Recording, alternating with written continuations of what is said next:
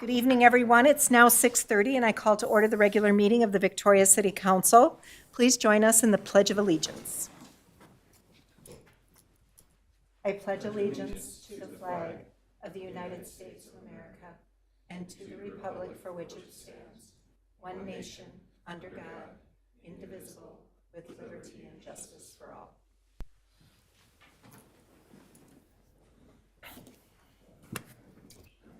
The first item on our agenda this evening is announcements. Our first meeting of 2024 will occur on Monday, January 8th at 6:30 p.m. This meeting is our annual organizational meeting as required by law. Also on January 8th, following our organizational meeting, will be the annual organizational meeting of our Economic Development Authority. The City Council serves as commissioners of the Economic Development Authority, and we anticipate that meeting will start at 6:45 and will be held in the council chambers. All meetings of the City Council are open to the public and held in the council chambers at City Hall unless otherwise noted.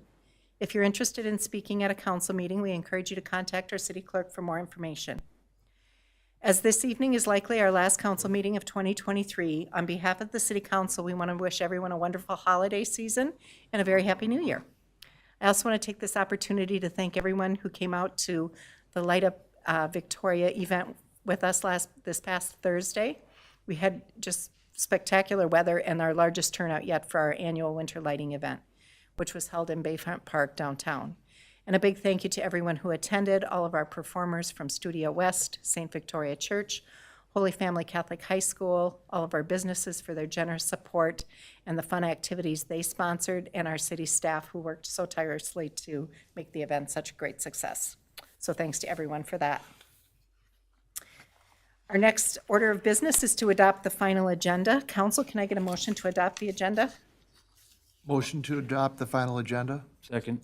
We have a motion and a second. All in favor signify by saying aye. Aye. Any opposed? Motion carries. Our next item, which is open forum, this is an opportunity for anyone to address the council on an item that is not on the agenda and not an application form that will be coming to the council at a future date. Please don't expect any action from the council this evening regarding your comments. We may ask clarifying questions, but the open forum is not intended to be a back and forth discussion. No one has registered to speak in advance, but is there anyone in the audience who wishes to address the council on an item that's not on the agenda? Seeing no one, we'll move on to the next item, which is our consent agenda. Items on the consent agenda are routine administrative and do not require deliberation, or are housekeeping items that are required by law. Consent agenda items are approved with one vote unless someone requests an item to be considered separately. Ms. Hardy, does staff wish to pull any consent items for a separate discussion and vote this evening? None from staff, Madam Mayor. Council, is there anyone from council who wishes to pull for a separate discussion and vote? Anyone in the audience that would like to pull for a separate discussion and vote? Seeing no one, council, can I have a motion for the consent agenda, please? Motion. We have a motion, can I get a second? Second. We have a motion and a second. All in favor signify by saying aye. Aye. Any opposed? Motion carries. We're now moving on to our regular agenda. The first item on our agenda this evening, 6.1, is a contract considering the contract for the future fire station architectural and design services. And presenting this evening is our Fire Chief Andrew Hager. Chief Hager, welcome. Good evening, Mayor, members of the council. You have three separate items before you tonight. I'm going to kind of go through all of them together, and then I think we can consider those at the end for three separate votes. Very good. So again, our council action tonight, we'll be looking at council adopting the guiding principles related to the new fire station project, awarding a contract for architecture and engineering services, then also awarding a contract for construction management services. So just quickly, I want to talk a little bit about the project team related to this. This group will play a crucial role in developing and guiding this project and ultimately coming to a successful outcome of a new facility that serves the community. So there's going to be three different groups that really make up the project team and lead the design and of this project. That'll be City of Victoria staff, which I'll talk about a little bit further. The CNH architecture team, and I'll note that Quinn Hudson, one of the principals with the firm, is in attendance with us tonight. And then Kraus Anderson Construction, leading the construction management services of this. So Quinn and his team really take the heavy lift at the front end as far as the programming, design, and then getting it to construction documents. The Kraus Anderson team will be there along the way, and what they'll be able to do is provide cost estimating services as this project develops and help us get a really accurate budget so that when it comes time to put this out to bid, our goal is our budget really aligns with what the bid numbers are going to come in at, so we don't have two figures that are really far off from each other. So we feel having that construction management representative available early on in the project will help alleviate some of those and really help us develop that accurate budget. So again, CNH, their architecture team it's a mid-sized firm locally here in Apple Valley, Minnesota. I would say their niche is kind of fire stations. They do a lot of fire stations in the area and have won several national awards for some of their projects that they've done in the past. Then again, Kraus Anderson is a significantly larger firm, has construction management services, general contracting services. So that would be the project team. Just highlighting the internal city staff team, we have developed a core group of city staff that would be responsible in helping design and guide this project through. And I'm not going to list off everybody on here, but you can see we've got a wide array of city staff available and really trying to lean on their expertise in their specific areas. So since Eric's here, Eric being our IT manager, when it comes to IT related stuff, he'll be able to provide his input and really value his strengths as far as, bringing that to the project team. So just looking at some of those items through a different lens as design moves forward. So again, just a quick reminder on our project timeline. We're looking at the design and construction document phase right now. We're hoping to start this off in October of 2023. We're a little bit behind, but still on track, likely to wrap up in September of 2024. So about a year-long process to get to through that construction design and document process. We'd be then moving on to bidding and contracts, so likely November, December of 2024. We've purposely targeted that time frame for a couple of reasons. One of it is it's kind of early on in the bidding cycle for the subcontractors that are out there then doing this work. Hopefully we can get to them a little bit early before their work for 2025 really gets filled up. So kind of that November, December is kind of the front end of that bidding window. So getting out there later may put us in a place where we see higher costs or can't necessarily secure a subcontractor to do some of that work. Once those bids and contracts are finalized and awarded, we basically sit until roughly April of 2025. And again, hoping to avoid some of the fees that come along with construction costs in the winter, whether it's ground thawing, heating blankets, temporary heating for the facility. So kind of letting that sit till April and really get going after winter's out of here, hopefully by April. And then again, we're looking at roughly a 12-month construction timeline. So that would put us out into May of 2026 where the construction process is finally complete. So got a long process ahead of us here.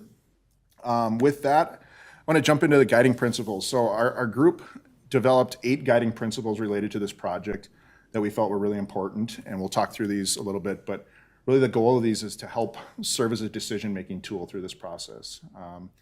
Like I said, this is going to be a long, complex project, and we're going to have a lot of decisions to make, especially when it comes to budget as the bidding and everything unfolds. So really help define project wants versus project needs. And again, our goal is maximizing those funds and resources available to us.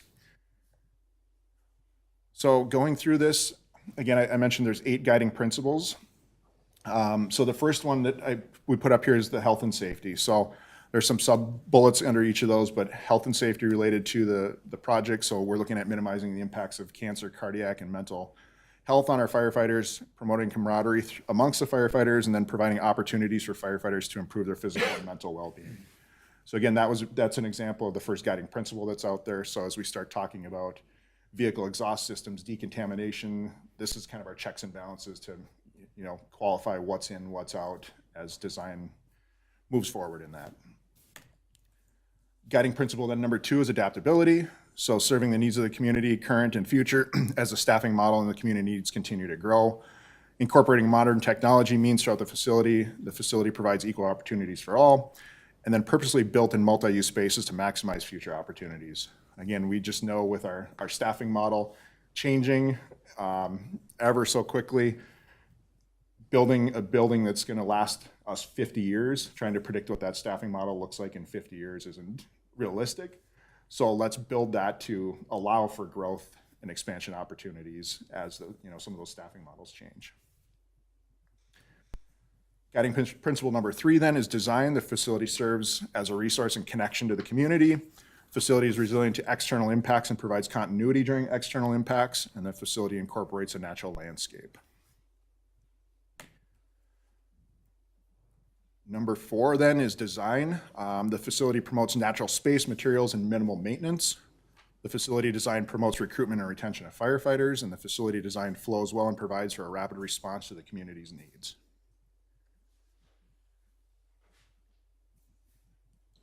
In community outreach, the facility promotes community education opportunities, provides a welcoming, secure, and comforting space for the community. Then history, reflecting on the past organization, or the past history of the organization. So again, we've got a deep history within the organization, being 110 years old this year, so we want to make sure we recognize that and preserve that history as this facility comes into the community. And then training. So advanced and adaptable training opportunities are provided on site. They require minimal setup and are less reliant on outside sources. And then those training opportunities serve the hazards that our firefighters are tasked with mitigating. So I think a good example on this one is annually we travel to a facility in Jordan, Minnesota to do some advanced training.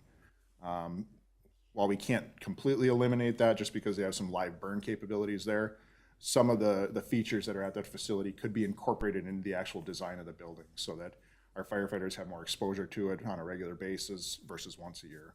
So that's something that will play into that as well.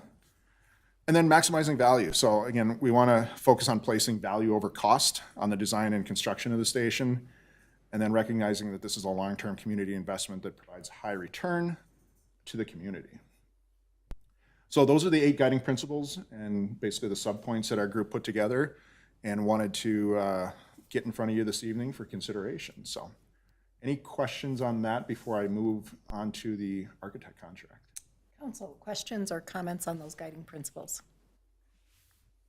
Only comment is thanks. We've also had a chance to kind of preview it, so thank you for that. Yep. I think that you've done an admirable job. You're hitting all the right targets, I think, and it really shows that you've put some good thought into it and helps make our jobs easier to give the trust and guidance that you need. Thank you. Yeah, agreed. Thank you. All right, carry on. All right, we will jump into the architecture and engineering contract. So as I mentioned, Quinn from CNH is here this evening. Staff solicited proposals for architecture and engineering services and ultimately selected CNH Architects to lead that. Their base design fee came in at $892,800. After some additional conversations and talking to some additional cities that have recently gone through this, we opted to have them include audiovisual design on the front end. That's not typical in a contract. A lot of times those are self-managed by the owner. What that can create is some additional workload for us to manage, but then also some conflicts with where a light switch and a AV jack may be located. They're not necessarily coordinated from the beginning. So we really felt there was value in adding that service to the contract so that AV is included in the front end and is part of the consideration, especially being how much AV is going to be in a facility like this. There's a lot that goes into these, so having that coordinated from the beginning was really important to us. So that would bring the total design fee to $916,600 and then reimbursables up to $9,500.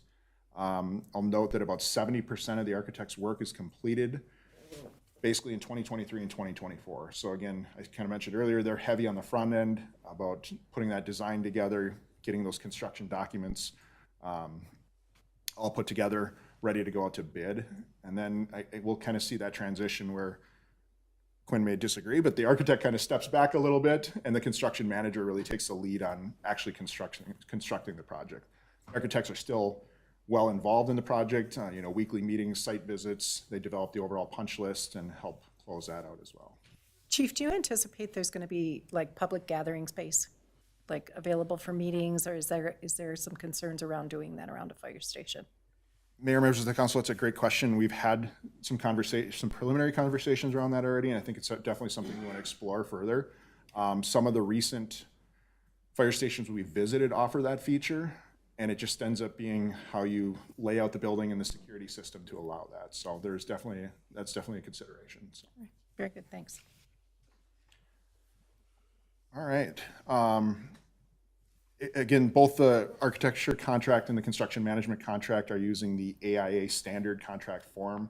Bob has reviewed both of these documents and has provided his input as well. So with that, I'll take any questions on the architecture contract. All right, council, questions, comments on that? I don't have any, Mayor, thank you. All right, very good. Seeing none, we'll move on. And I should note, the full contract language and everything is in the agenda packet. Yes, of course. All right, and then the construction management contract. So again, staff solicited proposals, ended up with Kraus Anderson Construction on this one. This one gets a little more challenging just because they don't necessarily know the length of the project, and that's really what some of their fee comes based upon. So their proposal called for a base design fee of $15,000 for 15 months of pre-construction work. So as I mentioned earlier, that would include a cost estimator basically embedded in our design team and really helps develop that budget as the project design moves forward. As we start looking into the actual construction management part of that, they have a 1.7% fee based on the total project value. And then they would charge an hourly rate for the staff that are necessary to manage that project. So that may look like a job superintendent, a senior project manager, some roles like that. Those specific staff rates are included in the contract as well. But until we can develop an actual project schedule to say this is going to take 6 months, 8 months, 10 months, we don't have a hard number to put in on that. So what we would plan on doing is when we're to that point, we've got a schedule developed, we'd bring an amended contract back that would call out the total hours for staffing of this. So kind of a two-part thing there. And again, as the work really pivots from the architect to the construction manager and their work starts ramping up further, that's when we would see that transition take place. And then they offer, their reimbursables are at 1.7% above their actual cost. So any questions on the construction management piece? Council, questions, comments on construction management? I just had just a quick, so this is sort of like, one could maybe say it's sort of like audit assurance type activities that the administration of the construction project is sort of like a second set of eyes, keep the construction accountable to deadlines, materials, costs, et cetera. Yes, Councilmember Vansky, that's a great way to put it. And I think another thing to add in there, they also act as the owner's representative. So they're out in the field every day, watching construction as it progresses and correcting any issues that they may find on our behalf. Okay. Thanks for that. That's sort of the takeaway I have from it. And in terms of sort of framing these numbers, where sort of my head comes in is when we think about when the city bonds and goes to a firm to offer our debt, manages the debt, and is paid an underwriting fee, sounds like a substantially similar type product as this. And looking at these fees, they seem in line with that kind of activity on another function that is very important to the city. So we're talking a pretty large number of spend here. It feels, at least from my review, that this is a prudent risk management approach to keeping this on, and I hope that my fellow council members share. Yeah, that's that a great, opinion. that's a great way to explain it a little bit more in depth. That's a good correlation. And I'll add that on top of that too, so we've done a couple of smaller projects in the city that we have not used a construction manager just because those projects didn't rise to this scale. So it's basically been city staff and the architect working with a general contractor to get that complete. With this scale and scope of work, that's just not necessarily feasible. I mean, that group, that slide I showed you earlier, like that entire group would be dedicated the vast majority of their time to seeing this project through, so. Yeah, Councilmember Reif. Yeah, I just had a question on the hourly rates. So those hourly rates were kind of two buckets, if you will, right? What is the term of those rates? So are those rates today in 23, 24, 25? How are they? Yeah, are they market? That's a good Do we question. have any idea on that? Yeah, I see Dana waving her hand, so I'm gonna kick that one over to her. Okay, I'm sorry, City Administrator Hardy, please. Thank you, Mayor, members of the council, Councilmember. So I want to, before I answer your question directly, I think it might be helpful just to provide a little bit more context and different way of looking at this. So essentially what you're committing to today is the $15,000 base fee.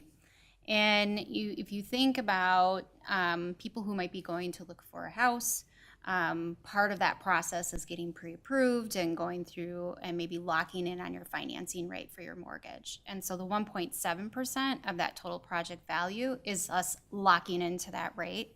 So if something super weird happens in the economy and now project prices, as you look at like all the different projects that are happening across the states, and if those project value fees are more in line with the 2.5 or 2.7 or 2.9 or 3.0% or more, we're locking in today at that 1.7 rate. And so they will dedicate, so the construction management firm will dedicate staff to be on site, as the chief noted, and so you'll typically have a project manager and a superintendent on site every day, really managing the actual construction, the work, coordinating schedules, making sure they're doing the inspections, looking at all that work and the quality control piece. And so you're for sure going to have 2 people on site at least daily. And then you're going to rotate in and out different trade, like people who have expertise in different trades. And so those are the fees for the hourly staffing that we'd be looking at.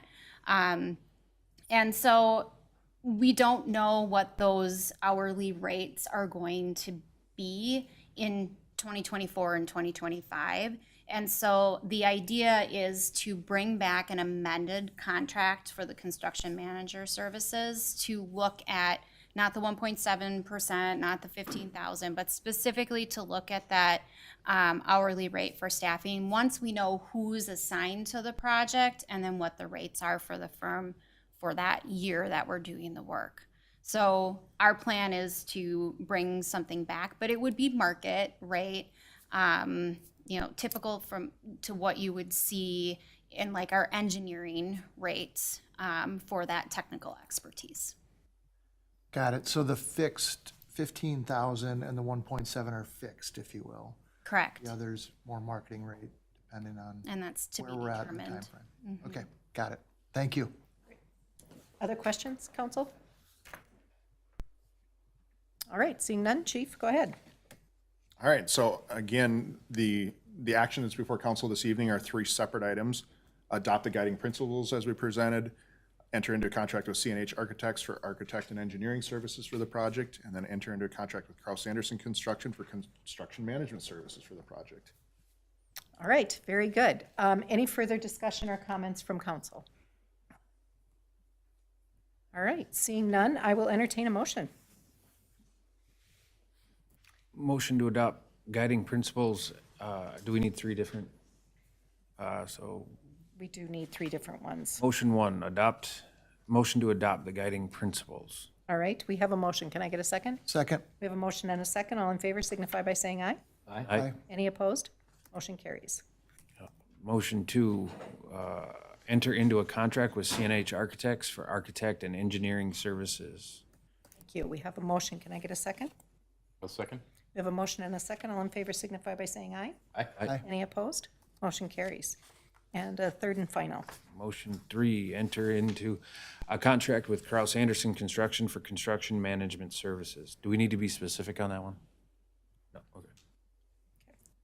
All right, we have a motion. Can I get a second? Second. We have a motion and a second. All in favor signify by saying aye. Aye. Any opposed?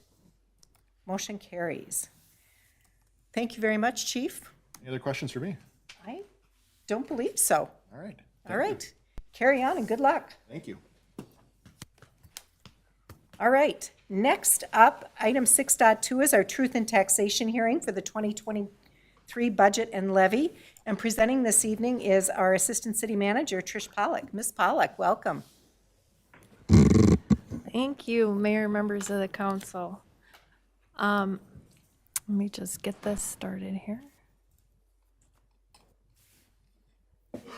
So this evening is our final meeting to adopt the final budget and levy.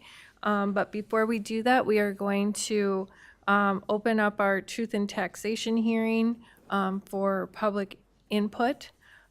So Mayor, if you want to invite anybody in the audience today to comment on the proposed budget. All right, very good. So this is our truth in taxation hearing for 2024 proposed budget and levy, and I will now open the floor for public comment. So if anyone wishes to speak to this item, please come forward.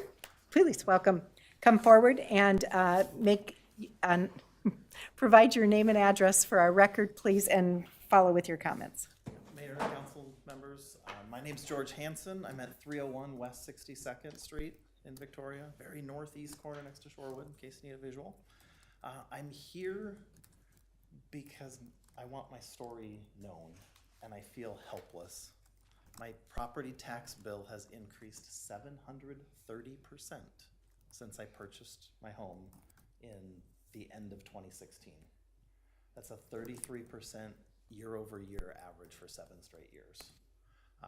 Yes, I've made great improvements to the property. It was an over 100-year-old home. So back in 2016, after making an offer before purchasing, I contacted the Carver County Tax Assessor's Office. I talked to Steve, I talked to Renee. I asked them, if I do these things, what can I expect?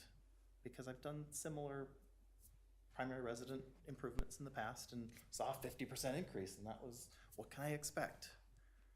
I didn't get answers. And I could have never predicted 700% on my own. And I'm now at risk, as I have a 6 and an 8-year-old, of losing my home. And I didn't bring them tonight because I didn't want them to hear that. But that's the reality. I have a great job. I have a great home.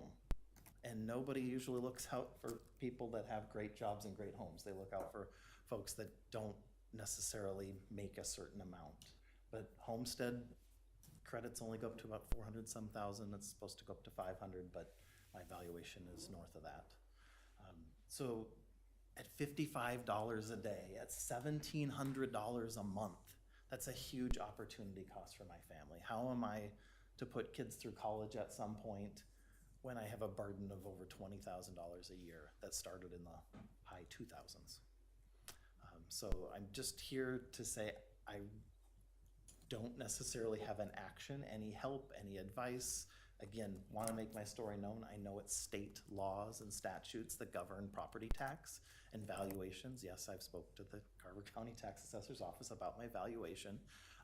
But even after making the improvements, even after waiting for the lag in valuation, I still saw a 24% increase last year after factoring out all the improvements. So it's just unbelievable. I just want people to know that there are people that have really decent jobs and good homes at risk of losing their homes due to these astronomical numbers. Not the cost of gas, eggs, or anything else has gone up by 730%.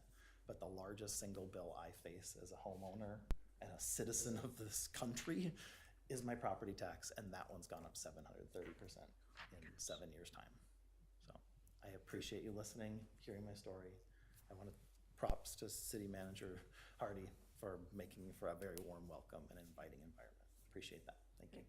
Thank you so much for your comments. I wish there were something more we could do about this, but having you step forward and tell that story really is important for those of us here at the dais to hear that, and we appreciate you taking the time out of your busy life to do that. So thank you. Thank you, Mayor.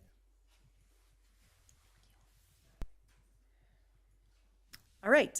Anyone else that would like to approach the podium and provide comment?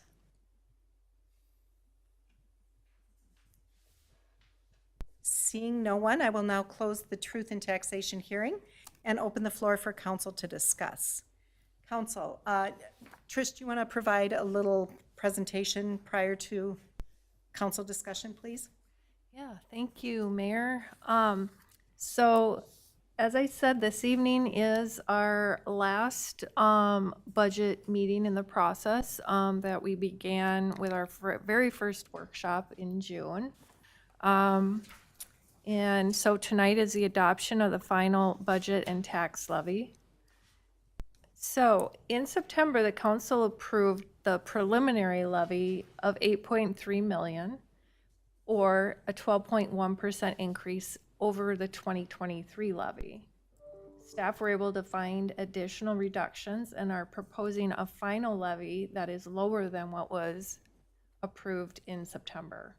So the proposed final levy is 8 million, or an 8.99% increase over the 2023 levy.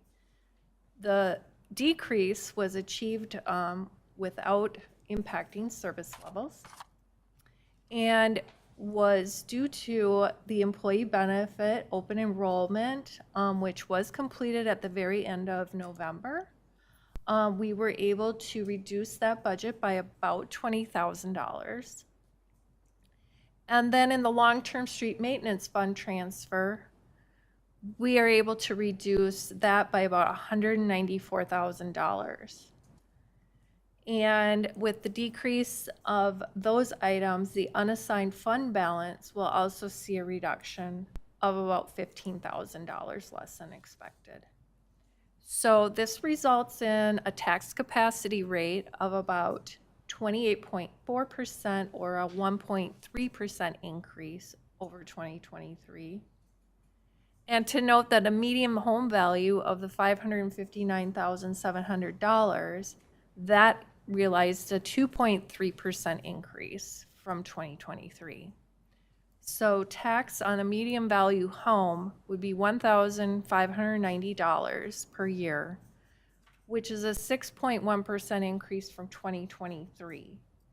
So of that 6.1%, 2.3 of that percent is due to the increase in the value, and then 3.8% would be due to the increase in the levy.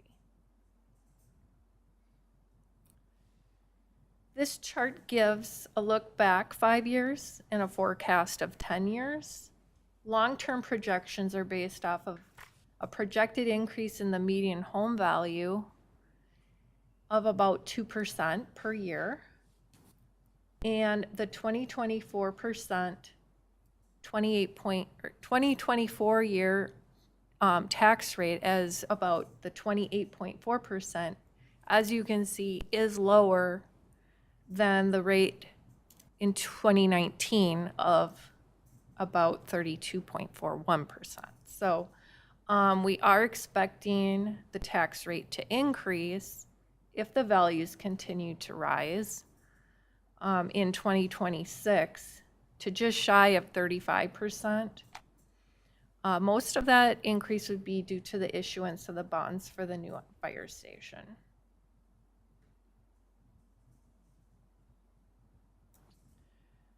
So I'm happy to take any questions from council before you consider approving these resolutions.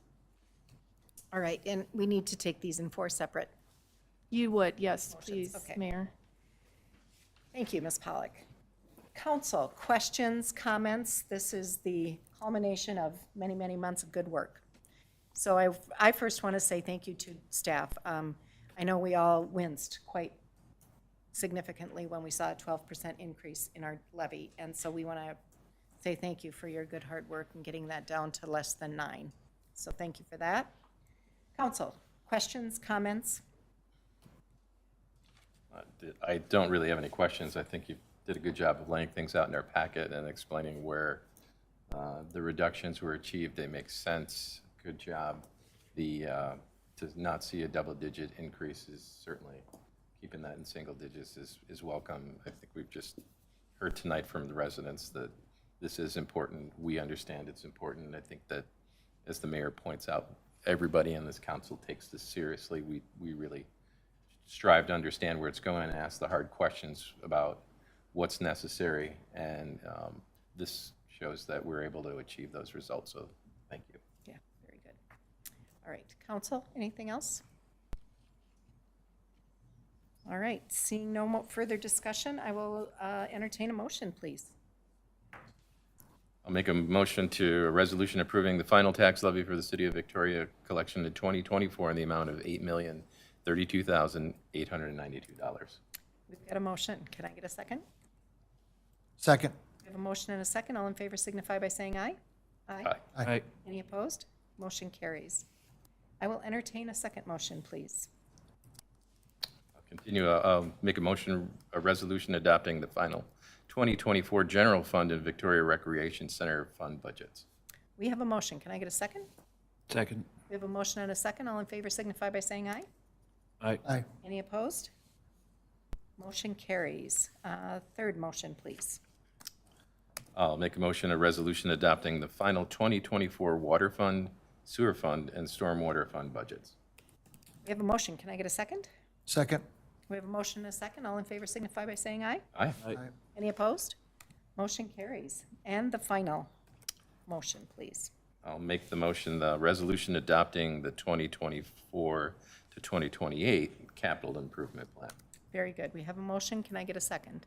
Second. We have a motion and a second. All in favor signify by saying aye. Aye. Aye. Any opposed? Motion carries. All right. Thank you very much, Ms. Pollock, for your good work on that. Along with your team, we appreciate that. Thank you, We are Mayor. moving on to 6.5, which is the 2024 fee schedule public hearing. And presenting on that item this evening is our Assistant City Manager, Ms. Alyssa Swanson. Ms. Swanson, welcome. Hello, Mayor. Hello, Council.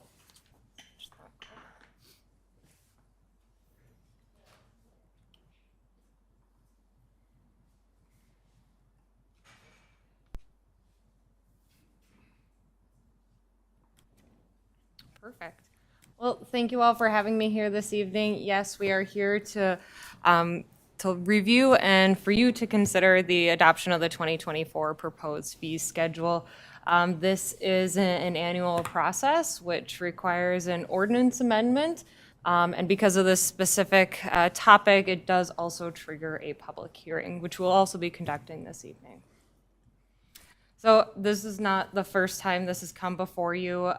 This was brought during the August budget workshops where my colleague Trish presented all the fee changes to 2024 minus one addition, which we'll discuss in a moment. But going back to the budget workshops, after we've received council's direction, we went ahead and compiled all those recommendations into what's being presented this evening, which is the 2024 proposed fee schedule. And of course, we strive for transparency here, and this is not excluded in that. So we've included all the changes and descriptions of all the fee changes in our staff report. And then in addition, we put the redlined 2024 or fee schedule within the packet as well for people to review. So going back to that recent change in the fee schedule, that change came from our last city council meeting, which came from a Boy Scout troop coming and presenting potential changes to our fee schedule specific towards our shelter, our meeting room rentals. At that meeting, council, you asked staff to bring back opportunities for ways for us to think about our meeting space options differently. And as a result, staff, we've included a new fee to the 2024 fee schedule that allows for the use of City Hall Council Chambers, this room, at no cost for any youth service organizations that serve the City of Victoria. We felt like this space would be a great meeting room space for individuals. It also provides, it would also provide break room or conference room as options, and it would also, this is an underutilized space, so we thought this would be a great location compared to our more sought-after locations such as the Lions Pavilion and Rec Center room. The Boy Scouts were not the first organization to ask such requests. We do get requests from many youth service organizations, so I think, and staff believes that this would be a great public service to our community. I will note that regarding the Boy Scouts, we are still identifying a solution for their organization. They are quite a large group, which needs a large space to set up equipment. So they are discussing about potential opportunities outside of this room. It could be a different location that's not operated by the city. They've also talked about switching their meetings times to go before Lions Club meetings to align with their meetings as well. So we're still working through that, but I want to be clear on that piece. So again, this is most likely repeated information for you from the August workshop. However, we did want to share the criteria that staff uses for fee review and fee development. First, we have market comparisons, which are fees set by comparing to our market cities. And a great example of this is our park shelter rentals. We want to be comparable to our surrounding communities and what they charge for those spaces. We also have fees required by external sources. These are fees that are set by state legislation, or we look towards other service or other sources like the International Building Code. We also have cost recovery, or just the simple cost of doing business, which is one we use most often. We try and be self-supporting where possible, and the cost of a zoning permit is a great example of one such as this. And then lastly, we have utility fees, which are based on our city's rate study. So like I mentioned, this item does have a public hearing. We did publish a notice in last week's paper in the Chanhassen Villager. It was also posted at City Hall and on the city's website. And before I pass it over to you, Mayor, for the public hearing, I do want to note that this has two separate motions for you, which we'll put back up on the screen. But for the public hearing, I'll switch back over to this slide. Very good, thank you. This is a public hearing, so I invite now anybody who is here to comment on our fee schedule to please step forward. If there's anyone who would like to comment, please step forward. And the final call. All right, seeing no one, I will now close the public hearing and open the floor for council for discussion. Council, any questions, comments on this agenda item? Seeing none, we have two motions this evening. I will entertain the first motion. Motion to adopt ordinance 461MC, adopting a revised fee schedule. We have a motion. Can I get a second? Second. We have a motion and a second. All in favor signify by saying aye. Aye. Any opposed? Motion carries. I will entertain a second motion, please. Motion to approve resolution authorizing ordinance publication by title and summary. Thank you, Councilmember Rife. Can I get a second? Second. We have a motion and a second. All in favor signify by saying aye. Aye. Aye. Any opposed? Motion carries. The next item, thank you, Ms. Swanson. The next item, 6.6, is the final levy and budget and the 2024-2028 capital improvement plan. We already did that. So we can skip past that. We included that with our other stuff. The last item this evening is item 6.7 is considering an amendment to the Marsh Hollow PUD ordinance. And presenting this item this evening is City Manager Ms. Hardy. Ms. Hardy, please. Thank you, Mayor, members of the council. So this evening, we're going to change this one up a little bit on you. So this is a little bit last minute notice, but bear with me here and I'll provide some additional context. So this evening, we were going to ask council to consider the amendment to the Marsh Hollow PUD ordinance, and council members, you might have seen and read in your packets that the idea behind this amendment is to accommodate a new builder for the final plat that you previously approved. And so the new builder is specifically for the townhome development community that is going in as part of Marsh Hollow. And when you approve the final plat in PUD, about, I don't know, maybe a year and a half ago or so, that the builder at the time had not contemplated patios for the rear yards of the townhomes and had a different design to the front that did not include what we'll call cantilevered balconies. So balconies that you typically see overhanging a driveway in a townhome environment that provides a balcony space for those in that residing in that townhome. So with a new builder at play, The developer and the builder are asking for a PUD amendment to allow us to have this amenity in our in this townhome community, and that is for both the cantilevered balcony as well as the patio. So this gets a little bit technical, and because you're not taking any action this evening, I gave a pass to our community development director and our city planner and said that I would try to explain everything. This item will be coming back to you in January, so you'll have more of a technical review with the subject matter experts, so you're stuck with B team right now.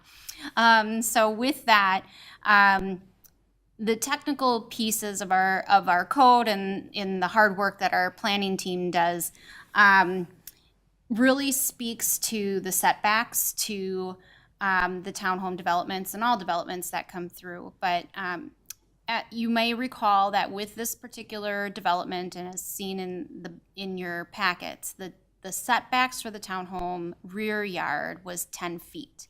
To allow for a patio to be in there, patio, we would need to, although that 10-foot setback is going to remain 10 feet, the patio is now going to take up 6 feet of the 10-foot rear yard setback, if that makes sense.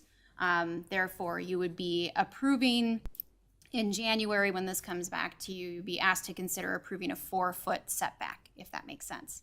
And then on the front side, to allow for that cantilevered balcony, our city code allows for the cantilevered balcony to come out 3 feet into the front yard setback. The builder has looked at the design, and they think just for a really nice amenity for this community, they would like to see a 6-foot cantilever balcony. So with that, they are going to be asking again for a PUD amendment to allow for that amenity to be a part of this townhome community. And so they're asking for a 6-foot cantilevered balcony, which would come out into that that front yard setback. So your setbacks aren't shrinking in the front or the rear. They're going to remain the same. You're just going to have amenities set within that. So the patio in the backyard and the cantilever balcony in the front yard. So what we discovered kind of last minute in conversations with our city attorney is that we actually have conflicting language in our city code. That language, city code language actually conflicts with state law requirements. And so what we're gonna do out of an abundance of caution, we're gonna walk this one back. I thought I would present the information, give council an opportunity just to provide the developer kind of a pulse of maybe what your thoughts are, if you have any questions, because after this evening, they're going to go back and prepare their application and prepare for a public hearing. So this item is actually going to go back to it's a municipal, you'd be approving a resolution to change the ordinance. Your planning commission will hold a public hearing to be consistent with state law, and then we will bring this back to council with planning commission's recommendation after the public hearing is held for you to take official action. So this evening, no action, contrary to what's on your agenda, will be taking tonight. I apologize for the last minute notice on this one. I'm happy to answer any questions, and if council wanted to discuss this, I can certainly share any feedback directly with the developer, and if there's any additional questions or information that you need or you think would be helpful for the Planning Commission or the public to have as that goes through the process, Planning Commission in January, and then back on the 2nd, and then back to council on January 8th. We'd be happy to incorporate any of that feedback or track down some additional information for you. Very good. Thank you, Ms. Hardy. Council, questions, comments, clarifying statements on what we've got going on with this item? Is everybody okay on it? Understanding what we're doing here? Yeah, I think we're in agreement that we've shifted from taking action to a discussion item, and then we'll have the discussion. If there's anything that we had any comments about tonight, we take that in an advisement on what we're going to form, but otherwise we don't have an ordinance until our future meeting, correct? Very good, yes. Ms. Hardy, please. Thank you, Mayor, members of the council. Sorry to interrupt the discussion. One thing I'd like to note as well is that because we found the conflicting language, that's another thing that we're going to be looking at. We're going to be working with our city attorney to make sure that we're cleaning up code, making sure that our code aligns with state statute. So we'll be looking at that and be bringing back action for both planning commission and council to consider in the future as soon as we're able to. All right, very good. Well, good work on discovering that. Sometimes those things get crossed wires. All right, council, any comments for the developer around this new sort of design for these townhomes? Okay. So as Ms. Hardy noted, we won't be taking any action on this evening, so we're going to be moving on to reports and other business. Attorney Vos, you're up first. How are you this evening? I'm very well, thanks, Mayor. Yeah, I don't have anything formally. I get one comment. We're getting pressure from the League of Cities to make sure that all the cities that we work with as city attorneys are on top of some changes to state law regarding sick and safe time for employees. So I've heard the call from the league to bug my clients about that, and to my not slightest bit of surprise, your staff is on top of it and is making plans to accommodate those changes in state law. So compliments to your staff, and that is a big deal for quite a few cities that aren't quite as prepared as your staff. And so compliments again to staff for being on top of it. And beyond that, I got nothing. Very good. Thank you so much. Ms. Hardy, anything from staff? Nothing from staff. And councils? Anything from council this evening? No, Mayor. All right. Since there are no more items to come before the body, I will tell everyone to have a very Merry Christmas and a Happy New Year, and we will see you all back here after the first of the year. And with that, I will take a motion to adjourn. Motion to adjourn? Second? We have a motion and a second. All in favor signify by saying aye. Aye. Any opposed? Motion carries. We stand adjourned.